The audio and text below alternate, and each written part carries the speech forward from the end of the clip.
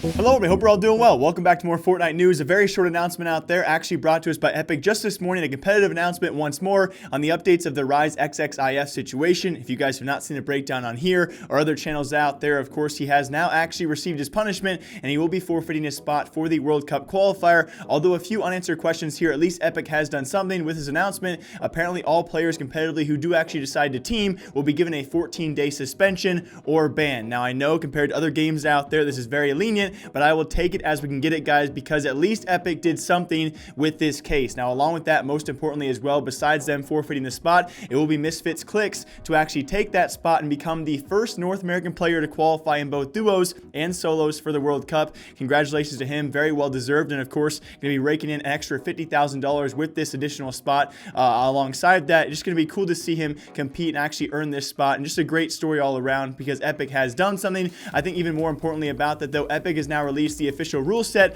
on exactly what teaming is, which we definitely did need. So things such as planned movement, item dumping, communication verbally or non-verbally with in-game gestures or actions, which we did see in the evidence against XXIF in past events. On top of that, mounting evidence, we've seen so many clips about this, so something has been done. Those now all do constitute teaming, which will result in a 14-day ban or suspension. The one thing I think unanswered so far is, of course, first off, XXIF has yet to post a response on his Twitter, and secondly, I think he still can compete in the future Fortnite World Cup qualifiers, which a few people might complain about. Although I will say one thing, given his score and the evidence of the actual World Cup qualifier, yes, you gift him maybe 1 or 2 kills. If he did maybe sneak it a few other rounds out there, he was still a lengthy amount away from everyone else in that bracket, besides, of course, being below Tfue. He definitely is a skilled enough player to actually try and qualify in the future, and I think they gave him that opportunity. As of right now, the post did not touch on whether he was banned from all Fortnite World Cup qualifiers, so it does still seem he's been given a suspension or maybe just forfeited his spot, but he can still compete, and now future competitors will be given a 14-day suspension if they do get caught teaming. And with this as well, again, another short announcement, of course, patch 8.51. I did not touch on this yesterday because it was such a short update. We are seeing some problems. If you guys remember back to the Shadowstone days, the same invisibility glitches we are now seeing with our brand new Shadow Bombs.